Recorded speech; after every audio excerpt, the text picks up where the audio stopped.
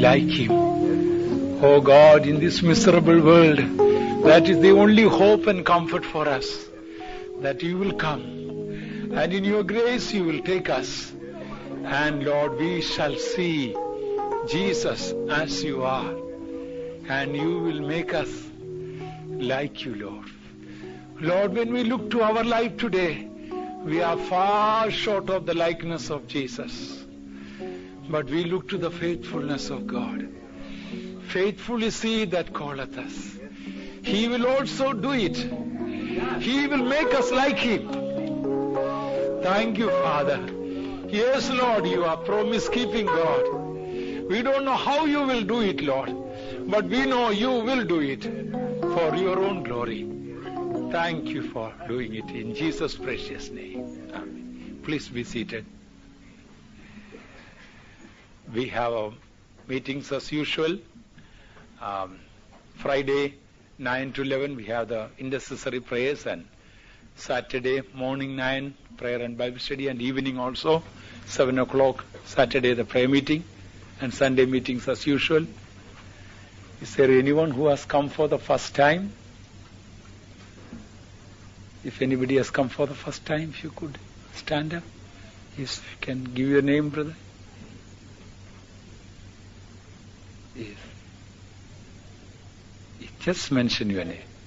Thank you for coming. God bless you. Please be seated. Yes? Yes. Thank you for coming. God bless you. Anyone else? We have Brother Bill is with us, and God willing, one of the weekends, perhaps not this weekend, some before he leaves, he came only this Monday from Sierra Leone. God willing, before he leaves this country one of these weekends, we hope to have him with us. Before the Bible study, may I ask him to just give 5 minutes, come and say hello to everyone.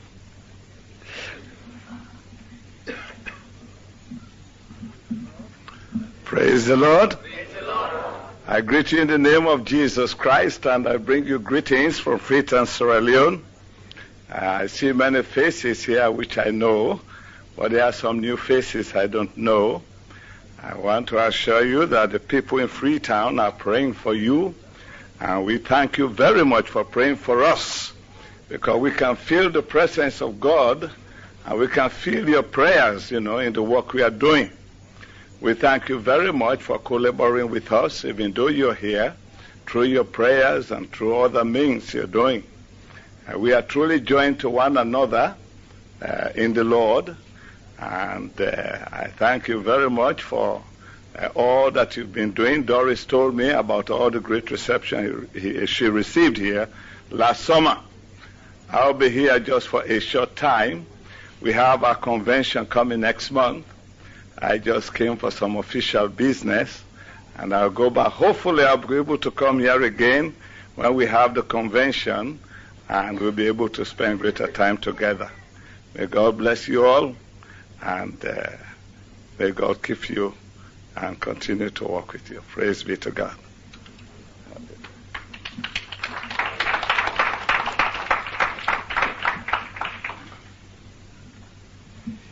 I also want to announce last Sunday evening, Brother Kelly suddenly he collapsed, and we were informed, and so many saints of God were praying for him, and at least for a few minutes he appeared to be unconscious. We didn't know what exactly happened to him. As you know, only the grace of God is upholding him, and thank God, after a few minutes he was conscious. He felt very weak and tired, but later on, next day itself, he was able to slowly walk and also able to eat little, but still he is not in a very good state, but improved a lot. Brother Carland, Pastor Don asked Brother Carland to go yesterday. Brother Carland reached there. Brother Ansel from here also, he has gone there for the help, for the work there. So we would like you all to please support in prayer for Brother Kelly. He has been a great blessing for the work of God. Not only there, everywhere. I was so privileged to be there for a short time last Trinidad convention. I was so happy to see all over the place. He has a tremendous testimony. His life has been a real testimony. So, shall we all close our eyes and say a word of prayer that God in His mercy may completely heal him and deliver him from every affliction? Shall we all pray? Lord, in Jesus' mighty name, O God, heal him in the name of Jesus. Lord, heal him.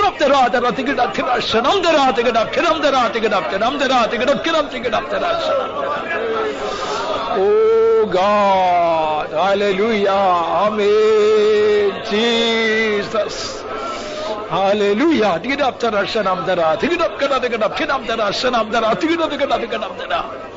Oh, thank you, Father.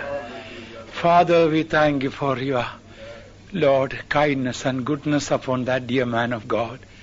You raised, Lord, over 20 or 25 years ago out of death, Lord, and kept him for us, for thy work all these years. Thank you for the goodness of God. Continue, Lord, your grace and healing upon him, Father. Be gracious to us, Lord. Thank you for sparing his life, Lord. In Jesus' name. Amen. Before we go to the study, last Wednesday, whatever we meditated, perhaps I can ask some questions. I'm sure you will be ready to answer, because they were so simple ones. And that is, you can open the Bible so that you don't need to answer offhand. From chapter 39, we learned, I think up to about 13th verse we learned. By the way, God willing, next Wednesday, I will give you a test paper, but don't panic. You don't need to do it here. You can take home the test paper and you can look through whatever, even the notebook and the Bible, so you will have least nervousness. But only one condition, everybody has to do that test paper, all those who have been coming. Even if you have come for one Wednesday, you can still do it. So we'll give you the test paper. Even if you don't come next Wednesday, don't worry, I will give you Sunday.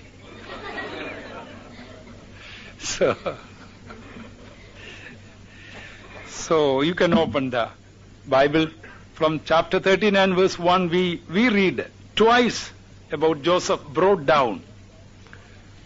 Brought down, twice we read. Anybody understood anything that we learned last week? Hands up. Brought down, twice we read. Anybody who remembers? Hands up. Yes. All right, Sister. Yes, Sister Judith. That's right. Yes. Before God could raise anybody, God has to humble a person right down. That's it. Brought down, and he was willing to humble himself to that state. The problem with us that God cannot do anything with us, and God cannot give any responsibility, because before God could raise, God has to bring us down. Brought down and down. And then verse 2 and verse 23 we read, he was a prosperous man. And we read that the true, real success of a man, from Joseph's study last Wednesday we learned. What is the true success of a man? Out of this nobody's hands are raised. What is the true success? True meaning of success? God will? Yes. God is with us. That is the. If God is with us, that is the greatest success. If God has to be with us, what should we do? Yes, Brother David. That's right. So Jesus told that I please the Father, therefore the Lord, He is always with me. So the true success in life is not money or materials or promotions we're getting in the world. God is with us. If God is not with you, That is the greatest failure, anything that we do. And verse 3, what we learn from verse 3? Anybody can remember from that we find? How many of you can raise? Yes, Sister Aneda? That's right. Although Joseph was brought down to a state to be a slave, even a heathen man, king, who had many gods, was able to see God in his life. What we learn from that is that in the time of our trial and test, others should see God in our life, like Shadrach, Meshach, and Abednego had seen, others had seen. And in the 4th verse, also we read something else also about why God gives us grace. That why does God give grace to us? Pardon? Yes. God gives us grace so that we may serve others. The greatest privilege on earth is serving others. That Joseph's life we learn. Not to be being served. People think that if I am being served by others, that's no. The greatest privilege on earth, what is that? That we may serve others. And from then, I am sure this question you all will answer. When a new trial is coming to your life, what does it show? All those who know, hands up. When a new trial is suddenly coming into your life, what does it show? Only this much hands. Raise up once again. Yes. Now, who all raise hands from this side? Only 1 or 2. What's happening to this side? Sister Marikuti? Yes. Praise the Lord. So once, when a new trial is coming, that is a congratulation God is giving to us. A message He is giving. Well done. You passed the first trial. But the problem is with some people, 20 years, 30 years, the same trial is going on. It's not over. That shows not God victory. I hope your state is not like that. The same trial from the time that you came to Pentecost, some people say from the time it started my trial, it continues. That is a poor performance. Anyway, next from 8th and 9th verse. Why people are attracted to sin so quickly? Hands up those who know why people are attracted to sin so quickly. What is the attraction of sin? Only very few people are raising hands. Yes, Sister Karen? That is right. It brings immediate satisfaction for the flesh. What is the other side of the story? Pardon? No. Yes, Brother David? Yes. Yes, sir. Every sin brings a momentary satisfaction for flesh, but eternal torment for the spirit or soul. And then, how to overcome sinful temptations? 7 steps that I mentioned. Anybody can mention. Yes, Brother Luis, one can mention one.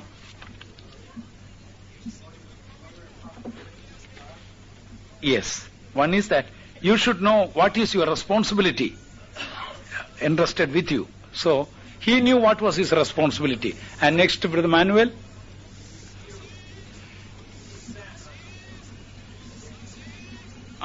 Yes, that means determination. Second is determination. And then anything else? Yes, Brother Brian. Know your high calling. That is. So he says, there is no one greater than I in this place. He knew his great high calling. Yes. Somebody else also? Yes. Yes. We also should know our limitations. That thou art his wife, and so we should not go. Psalm 131 we read, I do not exercise in the things that are beyond me.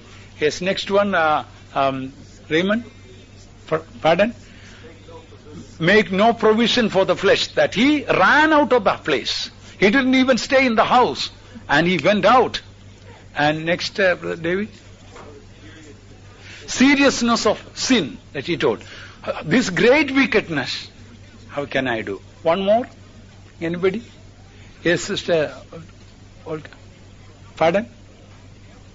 God be in the center of our life. When we keep God in our life, so all these things are the incentives to overcome temptations. And what are the 7 pressures also? There were 7 types of pressures he faced also. Not only the 7 steps to overcome sin. Anybody remembers? Anyway, they are not very important, but I can repeat it for you. We should, he had so many pressures. Every day the trial came, and the temptation was such that there was no way that he can avoid, because that was the job he had to continue to do. Being a slave, he couldn't resign the job and go away. And there was a temptation also that if he will yield to that, he will find favor with the mistress, and perhaps his workload will be less. And there was another pressure that nobody seemed to be loving him. All his brethren all hated. Then somebody seemed to be coming to the picture, loving. That is a great pressure. Like that, there were so many other things, and there was nobody he was responsible about it. His father or mother or brother or sister, nobody is going to know about it, far away, and he was a slave, and he could say, there is nothing for me to lose. But in spite of all these things, we find he came out in flying colors. Anyway, today shall we turn to Genesis again, chapter 39. May the Lord help us not only to understand, but to put into our life these beautiful lessons. First, from the whole story last week, we understood is that Joseph, when he was brought down to Egypt, the greatest test for his life was the test of purity. Afterwards, all the other tests came. There were number of trials that he faced there, even in the prison, we know. But once he was brought down to Egypt, the first trial or the first test that he faced was the test of purity. Dear children of God, this world is an Egypt for us. If God has to raise us up spiritually and give us responsibility and to make us matured, the first trial that we face in this Egypt also is the test of purity. Whether my child will withstand temptation. Will my child withstand all the filthiness that is all around? We are living in a world full of filthiness all around, in the streets and around, and television, magazines and newspapers. It's so much. But we should not forget the fact, where sin abounded, grace did much more abound. So Joseph came out in flying colors in the first test in Egypt, the test of purity. But I want to tell some dear ones, in the first test itself in this world, the test of purity, they fail. They just remain flat on the floor. Then rest of the things, it will be a real battle. David failed in that test of purity. What we read in the Bible, God himself says, he is a man of war. He cannot build my temple. He shed so much of blood. He has been a man of war. Although he has so many good qualities, God says, no, he cannot build for me. And all his life it was battles and battles and battles. Dear children of God, for you and I, the first test that we have to come out in flying colors is the test of purity. God wants our mind to be pure and clean. God's word says, by the words that I spoke to you, you are clean. Today itself claim purity of mind for spirit, soul and body. Then we find afterwards every trial that Joseph faced, we find God gave wonderful grace to come out of it. So much of trials he faced. He could have been bitter against Potiphar, he could have been bitter against Potiphar's wife, he could have been bitter against his brethren, and there are so many. He could have been bitter against the butler who had ungrateful to him, and there are so many trials he faced. But one thing about beautiful truth that we learn, once we come out in flying colors in the test of purity, all others, in fact almost 99%, we are on the victory side. Other trials are comparatively nothing. I encourage young and old, live a holy life and accept that challenge. We find the same thing for Daniel. When Daniel was brought down to Babylon, the test was purity. And then he told, Daniel purposed in his heart, I will not defile myself. Once, whether you young or old, when we accept that challenge and want to live a pure life, I tell you, rest of our Christian life will become indeed joy unspeakable and full of glory. Now we'll come back to the text. Last week we finished that that woman accused him and he ran out of the house, he fled out. And now 14th verse we'll read. We'll read the 13th where we finished and then we'll continue. And it came to pass when she saw that he had left his garment in her hand and was fled forth, that she called unto the men of her house and spake unto them, saying, See, he hath brought in an Hebrew unto us to mock us. He came in unto me to lie with me, and I cried with a loud voice. Now, what is this Potiphar's wife is doing? He grabbed hold of Joseph's garment, and then he goes out where Potiphar's servants are working in that house or around area. And now she's taking that garment and goes and canvassing support from others. See, my husband, what he has done. He brought a Hebrew servant and he came to mock me. And she was trying to canvass support from others. When you want to canvass support for yourself, that itself shows that you are guilty. If you are a right person, if you have done right thing, you don't need a human support. We often find when there is a problem in the church or among God's people, they try to get support. See, how many of you know that? You are a witness that I was innocent, I was clean and right, and see that person is accusing me, please defend for me, stand for me. And that very thing is not godly way. If you are right with God, God will vindicate you. Here, this woman goes to whom? To the servants, and says, Then she called unto the men of her house and spake unto them, saying, See, he hath brought in a Hebrew unto us to mock us. Now, she is blaming her husband. I want to tell you, watch the woman who criticizes her own husband before others. She will be a dangerous woman. That is what we read here. Watch the woman who criticizes her own husband before others. She won't be innocent. That is what this woman has done. And what does he say? That the same words are really, witnessing against her. See, he hath brought in a Hebrew unto us. Unto us means to whom? She doesn't say unto me, unto us. That means she is something, there is some relationship with these 7 men there, isn't it? Read that verse. See, he hath brought in an Hebrew unto us, and says to mock us. Who are these us? She is not telling about the husband. Husband brought to us and to mock us. That shows she had not been a good woman in the house. There must be something, somewhere wrong with the relationship that she has got with the servants. Otherwise, how can she separate the husband on one side and be us? She says. Again, the same thing she says in the 17th verse. And she spake unto him according to these words, saying, The Hebrew servant which thou hast brought unto us.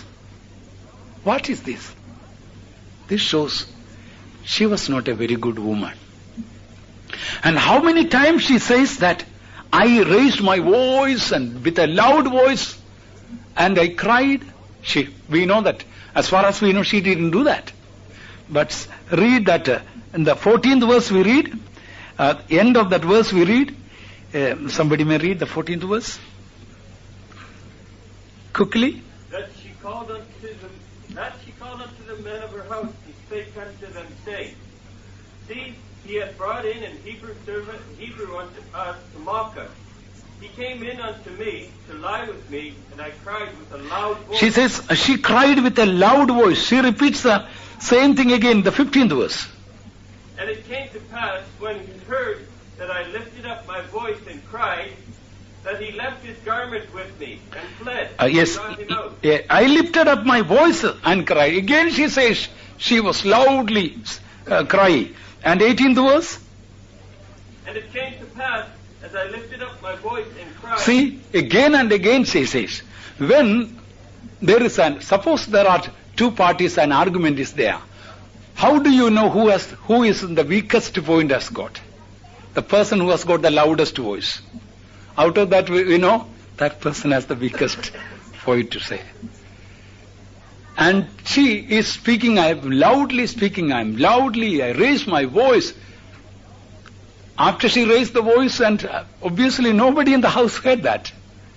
But she says, perhaps her nature could have been a loud. She may be a woman who used to speak loudly. That may be the reason. At least 3 times she says about her loud voice. The Bible says loud and stubborn women are of a different category. Read that. Proverbs chapter 7, 10 and 11. By the way, this assembly is exempted. I am telling only some of the truths in the Bible. So don't take it anybody personally like that. If God is convicting, of course, you can repent too. Proverbs 7, 10 and 11. And behold, there met him a woman with the attire of an harlot, and subtle of heart. She is loud and stubborn. Enough. She is loud and stubborn. About the harlot it says, she is loud and stubborn. So loud, a woman to be loud and stubborn, it shows there is no moral purity. At least we can discern from the word of God. Let me not go to the other extreme. But that seems to be true in the word of God.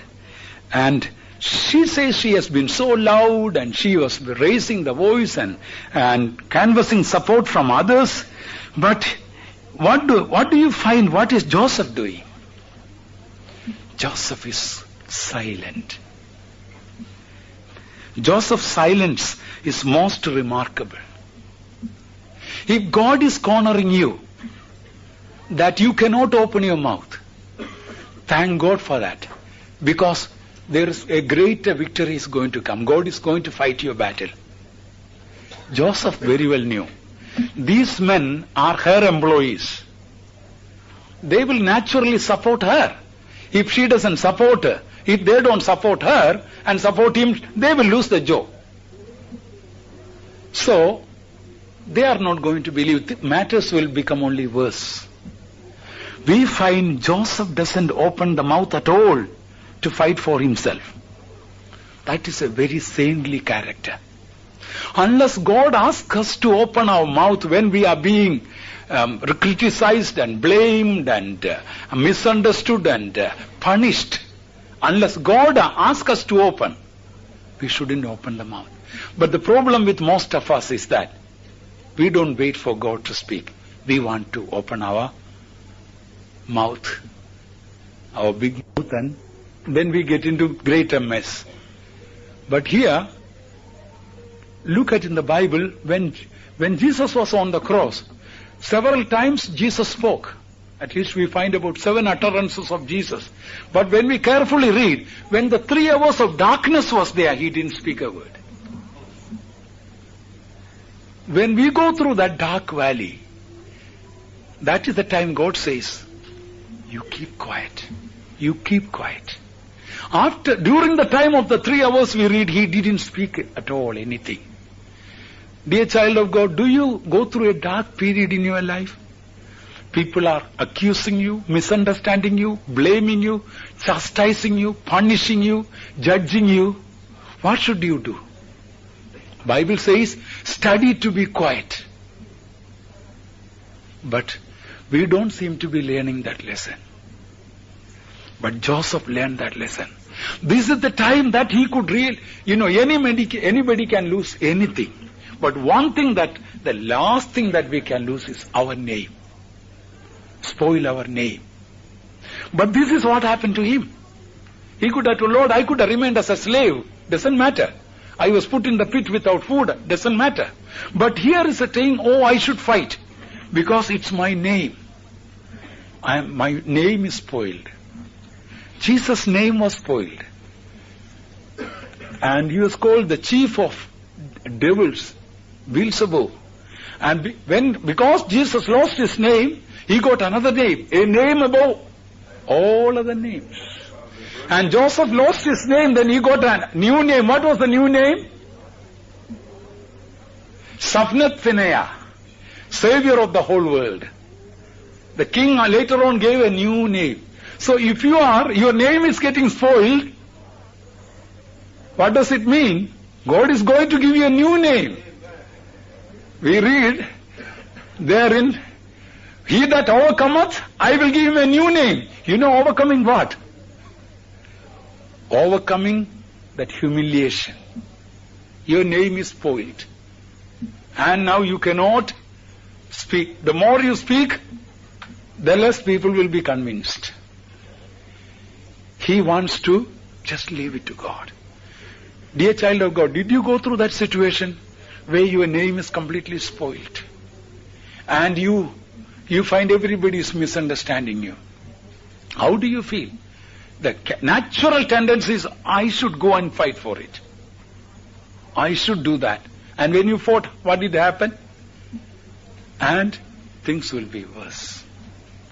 But if you are a true child of God, yes, not only you have to suffer various difficulties and privations, your name also will be spoiled.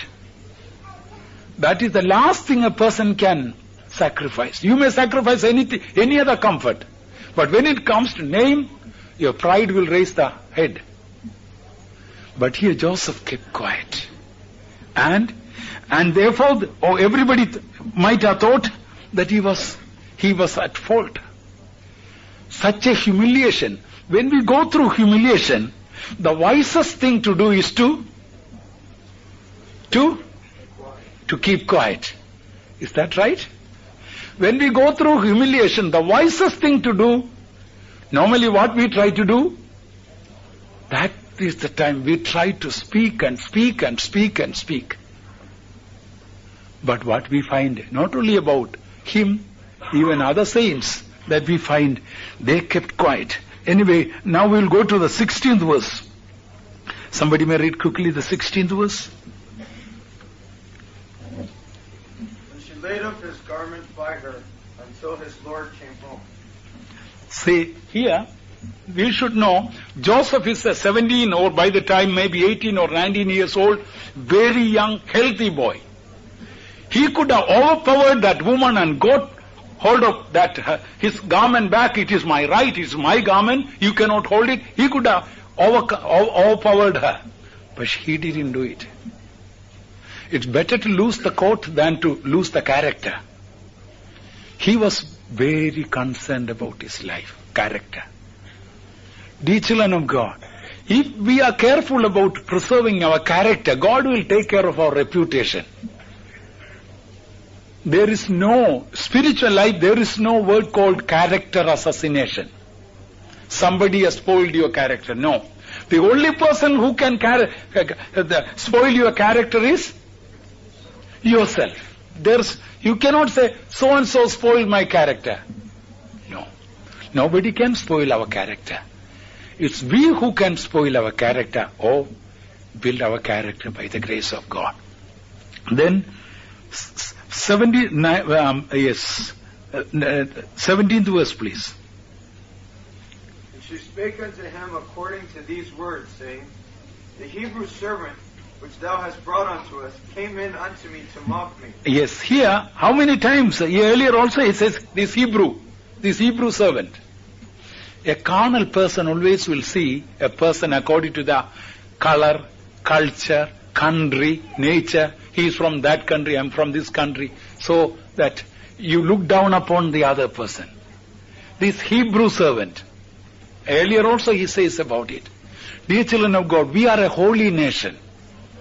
We don't belong to one particular country or culture or nature or caste or color, nothing.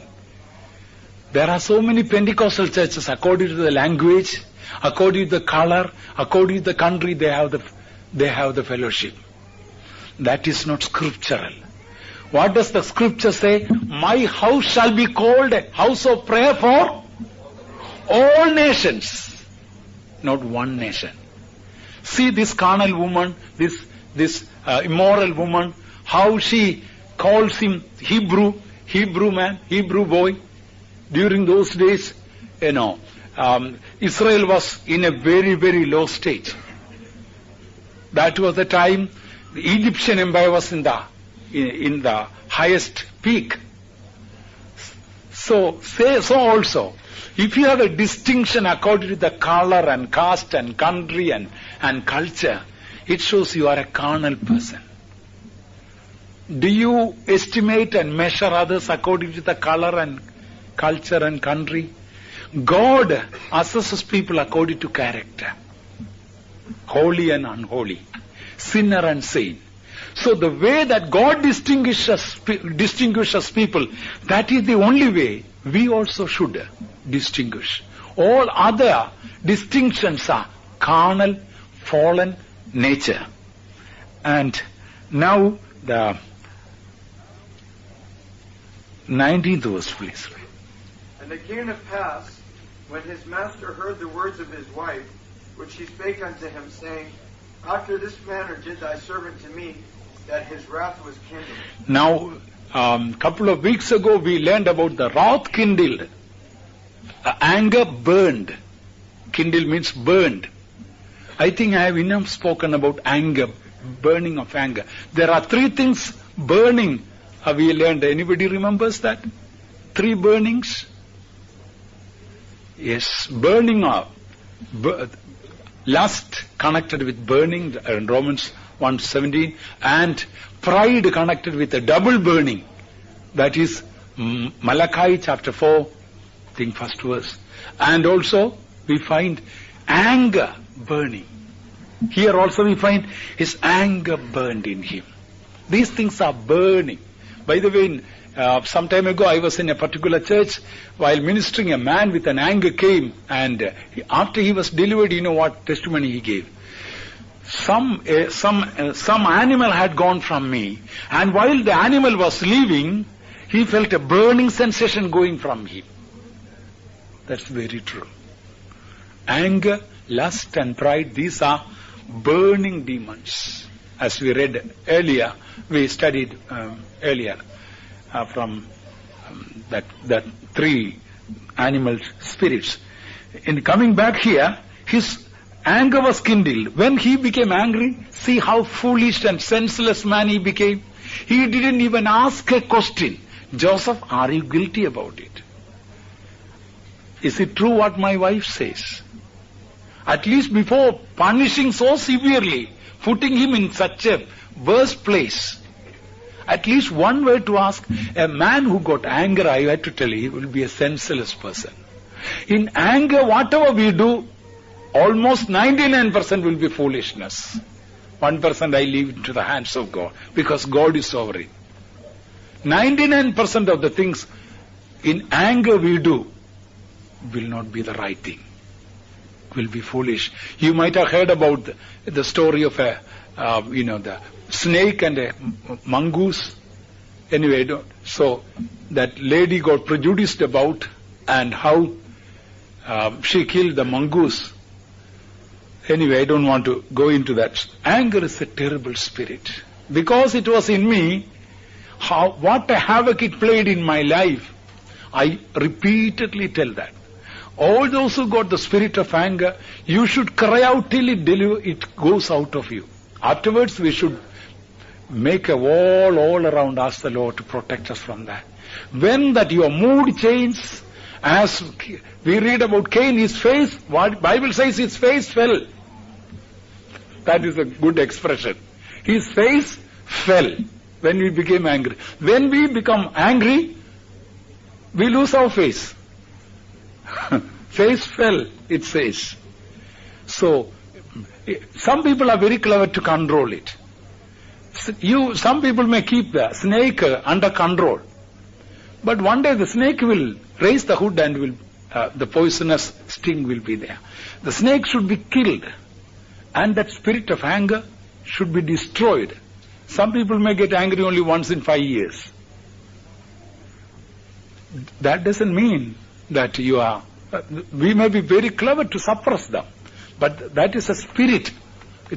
In number of places we find the anger kindled or burned. And anyway, in that anger, he put him, verse 20, read verse 20. And Joseph's master took him and put him into the prison, a place where the king's prisoners were bound. And he was there in the prison.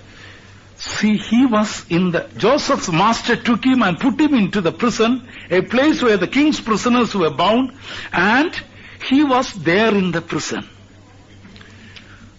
I tell you, dear children of God, there are so many depths of meanings and blessed thoughts or revelations about this verse 20. I request you, if possible, to underline that so that we can meditate now as God helps us. Here, without questioning him, examining him, he was immediately punished for not doing anything wrong. An innocent man. When we are chastised or punished for being good or undergo sufferings because we are good, we should know that is going to be a great blessing for us and others. If you are punished for the wrong you have done, that is not going to be a blessing. You have done something wrong, you are punished. When you have done the right thing, and for that if you are being punished and chastised, it's a sign that you are going to be a great blessing. If you take it in the right spirit. If you say, what wrong have I done? Why God is punishing me like that? How God is punishing me for the things I have not done? Tell me, what wrong have I done? Why should I go through this path? What wrong have I done that I should go through this? I didn't do any mistake. How long I have been suffering like this? If we question God like that, it won't become a blessing. When you go through sufferings and chastisement, punishment for the things you have not done, and when you take it joyfully, you know you are going to be a great blessing. You will be blessed and you will be a blessing for others. That's what we find about Joseph. Joseph was really being prepared for that. But when God allows that in our life, intending that God may make us great in the sight of God, very often we react. We don't yield to the plan of God. If God has got a great plan about your life, God will allow you to be chastised, punished for the things you have not done when you are right. And it shows that God loves you. Can you tell me a verse in the Bible that it shows that God loves you? Hebrews chapter 12, which is the verse.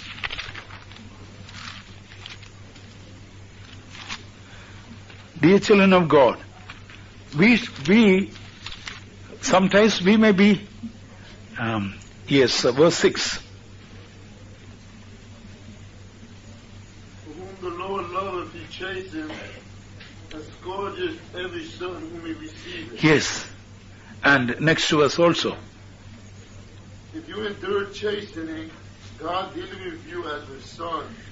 One son is he whom the Father chasteneth not. For whom the Lord loveth, he chasteneth.